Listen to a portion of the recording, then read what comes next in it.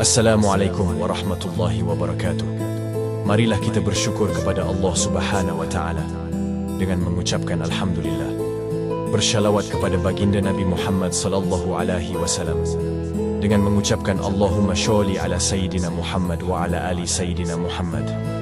Semoga kalian dilindungi Allah Subhanahu wa Ta'ala. Adapun kajian yang akan kita bahas adalah kisah-kisah di bulan Muharram, yaitu kisah Nabi Ibrahim alaihissalam selamat dari siksaan Raja Namrud. Adapun kisahnya adalah sebagai berikut. Pada masa dahulu kala, di tanah Mesopotamia, berdirilah sebuah kerajaan yang dipimpin oleh Raja Namrud. Raja Namrud adalah seorang penguasa yang sangat kuat, kejam, dan sombong. Ia mengklaim dirinya sebagai Tuhan dan memaksa rakyatnya untuk menyembah dirinya serta berhala-berhala yang ia ciptakan. Ia bahkan membuat patung-patung dari batu dan kayu serta mendirikan kuil-kuil megah untuk tempat penyembahan. Di tengah masyarakat yang hidup dalam ketakutan dan kegelapan akidah itu, lahirlah seorang anak laki-laki bernama Ibrahim. Sejak kecil, Ibrahim telah menunjukkan kecerdasan dan kebijaksanaan yang luar biasa. Ia sering merenung tentang alam semesta, bintang-bintang, bulan, dan matahari. Dari perenungan ini, ia menyadari bahwa semua benda itu tidak mungkin menjadi Tuhan karena mereka tidak kekal, muncul, dan menghilang, serta tidak memiliki kuasa atas diri mereka sendiri.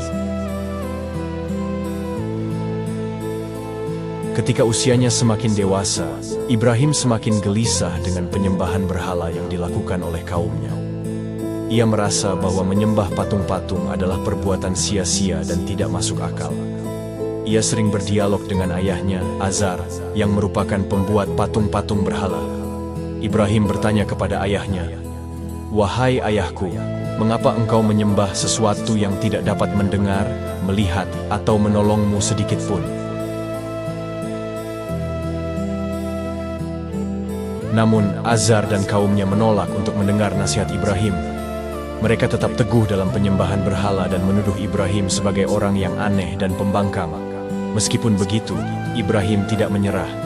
Ia terus berdialog dengan kaumnya, berusaha meyakinkan mereka bahwa Tuhan yang sebenarnya adalah Tuhan yang menciptakan langit dan bumi, yang mengatur segala sesuatu dengan kuasanya. Di tengah-tengah masyarakat yang menyembah berhala, Raja Namrud adalah simbol kekuatan dan ketakutan. Ia adalah seorang raja yang memiliki kekuasaan absolut dan menganggap dirinya sebagai dewa yang harus disembah oleh semua orang. Ia sering memamerkan kekuatannya dan menantang siapapun yang berani melawan kepercayaannya. Ketika mendengar tentang Ibrahim dan ajarannya, Namrud merasa terancam. Ia memerintahkan agar Ibrahim dibawa ke hadapannya. Di istana yang megah, Raja Namrud duduk di singgasananya yang terbuat dari emas dan permata. Di hadapannya, berdirilah Ibrahim, seorang pemuda yang penuh keberanian dan keyakinan. Dengan nada sinis, Namrud berkata, "Ibrahim, aku mendengar bahwa engkau berbicara menentang berhala-berhala kami dan menyebarkan ajaran baru. Apakah benar?" Dengan tenang, Ibrahim menjawab, "Benar. Aku menyeru kalian untuk menyembah Allah, Tuhan yang Maha Esa, yang menciptakan langit dan bumi, dan meninggalkan penyembahan berhala-berhala yang tidak berdaya itu." Raja Namrud yang angkuh dan sombong merasa tersinggung. Ia memandang rendah Ibrahim dan berusaha menunjukkan kekuatannya. "Siapakah Tuhanmu itu?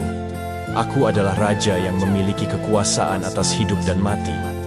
Aku bisa membunuh siapa saja yang aku mau, dan membebaskan siapa saja yang aku kehendaki." Ibrahim dengan bijaksana menjawab, "Allah adalah Tuhan yang menghidupkan dan mematikan. Ia mengatur segala sesuatu di alam semesta ini." Namun, kata-kata bijak Ibrahim tidak mampu menembus hati yang keras dan tertutup oleh kebodohan.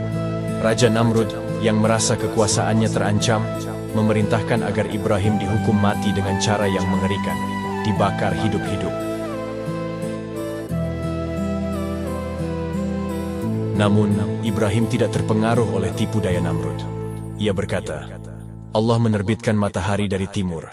Jika engkau benar-benar berkuasa, terbitkanlah matahari dari barat. Namrud terdiam. Ia tidak mampu menjawab tantangan itu dan semakin marah. Setelah pertemuan dengan Namrud, Ibrahim merasa perlu untuk memberikan bukti nyata kepada kaumnya tentang kebodohan menyembah berhala. Pada suatu hari, sebuah festival besar diadakan oleh kaumnya. Semua orang pergi keluar kota untuk merayakan festival tersebut, meninggalkan kuil-kuil dan berhala-berhala mereka tanpa penjagaan. Ibrahim melihat ini sebagai kesempatan untuk menunjukkan kebodohan penyembahan berhala kepada kaumnya. Ia masuk ke dalam kuil utama dan mulai menghancurkan semua patung berhala yang ada di sana dengan kapaknya, kecuali satu berhala terbesar. Kapak tersebut ia gantungkan di leher berhala terbesar itu. Ketika orang-orang kembali dan melihat berhala-berhala mereka hancur, mereka sangat marah dan bingung. Mereka segera mencari tahu siapa yang melakukan hal itu. Beberapa dari mereka berkata, "Kami mendengar seorang pemuda bernama Ibrahim yang sering mengejek berhala-berhala ini."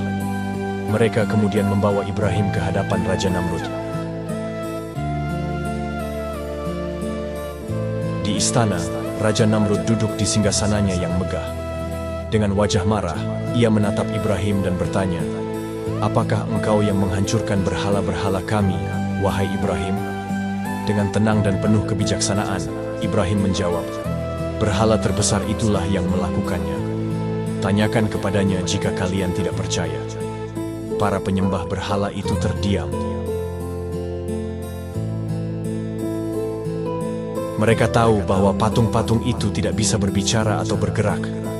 Ibrahim kemudian berkata, "Mengapa kalian menyembah sesuatu yang tidak dapat menolong atau membahayakan kalian?